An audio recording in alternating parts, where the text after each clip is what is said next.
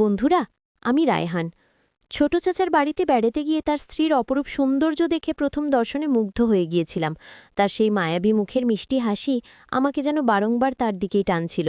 এরপর এক রাতে যখন ছোট চাচা বাড়িতে ছিলেন না, তখন চাচি আমাকে ডেকে বলল, রায়হান, আমার খুব একা লাগছে আর ভয়ও করছে। তুমি আজ রাতটা আমার ঘরেই ঘুমিয়ে পড়ো। এই কথা শুনে আমি মনে মনে ভীষণ খুশি হয়ে চাচির ঘরে ঘুমোতে গেলাম।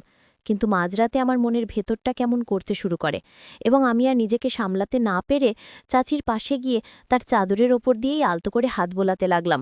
আমি ভেবেছিলাম আমার চাচি হয়তো গভীর ঘুমে আচ্ছন্ন এবং তিনি কিছুই টের পাবেন না। আমার হাত বোলানোর মিনিট দুয়েক পরেই চাচি হঠাৎ চোখ মেলে আমার দিকে তাকালেন।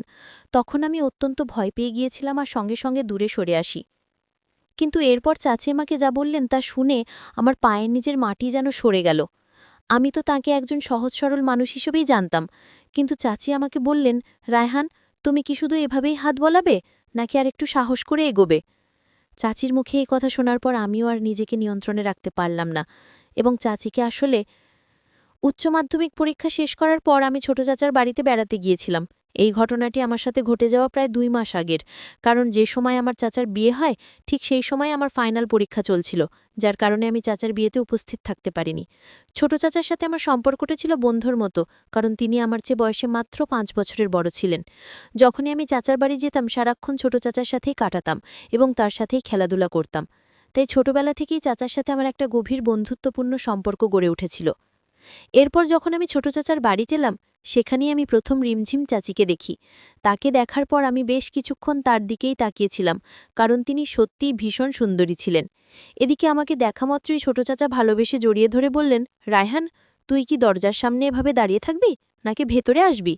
তারপর আমার ছোট চাচা তার সুন্দরী স্ত্রীর দিকে তাকিয়ে বললেন, শোনো, ও আমার ভাগ্নে রায়হান, আর তার চেয়েও বড় কথা, ও আমার বন্ধুর মতো। রায়হান যতদিনই বাড়িতে থাকবে, তুমিও খুব ভালোভাবে যত্ন নেবে। এমনিতেও বেচারা আমাদের বিয়েতে আসতে পারেনি। চাচার কথা শুনে রিমঝিম চাচি মুচকি হেসে স্বামীর দিকে তাকিয়ে বললেন, ঠিক আছে।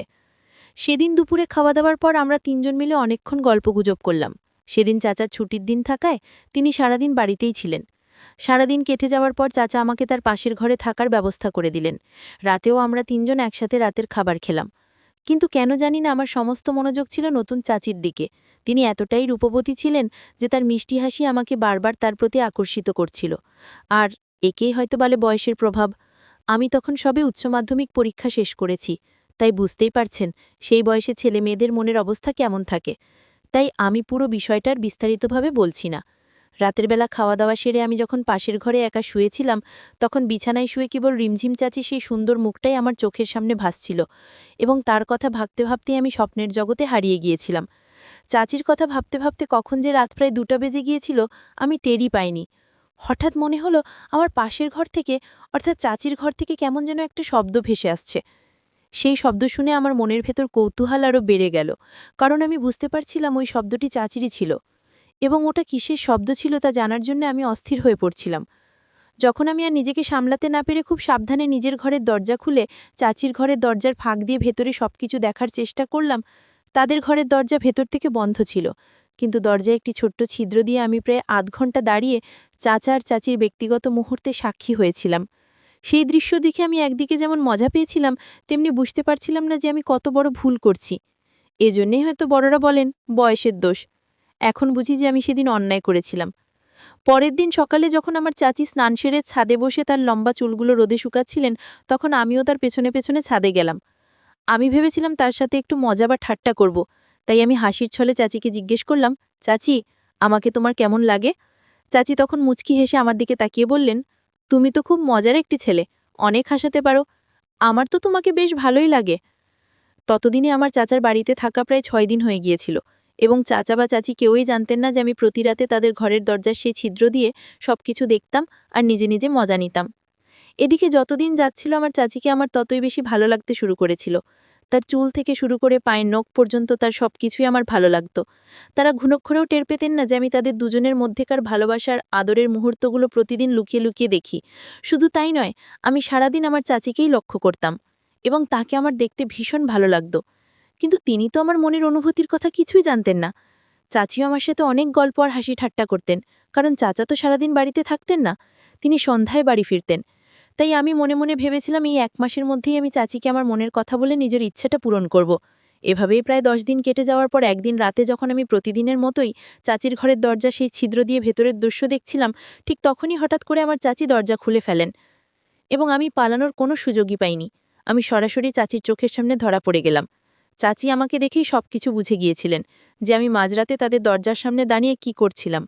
সেদিন রাতে চাচি আমার দিকে ভীষণ রাগী দৃষ্টিতে তাকিয়েছিলেন, কিন্তু আমাকে একটিও কথা বলেননি। আমি তো চাচির সেই চেহারা দেখে লজ্জায় লাল হয়ে গিয়েছিলাম এবং দ্রুত মাথা নিচু করে সেখান থেকে আমার ঘরে চলে এসেছিলাম। আমি সত্যি কল্পনাও করতে পারিনি যে সেদিন হঠাৎ আমার চাচি দরজা খুলে এভাবে আমার মুখোমুখি হবেন। আসলে সেদিনও আমি আগের দিনগুলোর মতোই তাদের ব্যক্তিগত মুহূর্ত দেখার জন্য এবং মজা নেওয়ার জন্য দাঁড়িয়েছিলাম। কিন্তু সেদিন আমি কিছুই দেখতে পাইনি, কারণ তারা দুজনে সেদিন যাতে শুধু গল্প করতেই ব্যস্ত ছিলেন।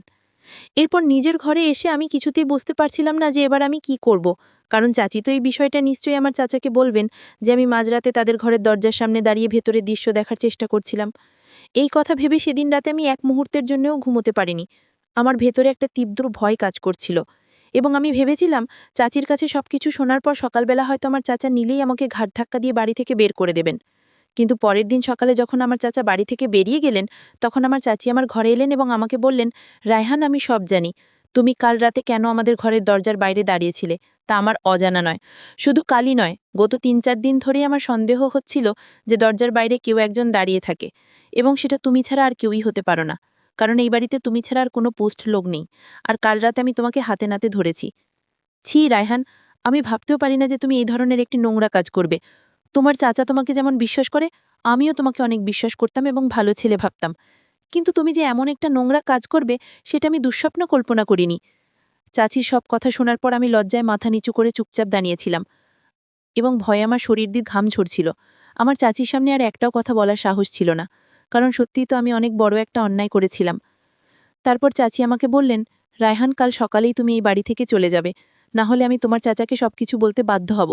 আমি চাইলে কাল রাতেই তোমার চাচাকে তোমার এই কীর্তি সম্পর্কে জানাতে পারতাম, কিন্তু আমি ইচ্ছে করেই কিছু বলিনি, কারণ আমি চাই না যে তোমাদের দুজনের চাচা ভাগ্নের এত সুন্দর একটা সম্পর্ক নষ্ট হয়ে যাক।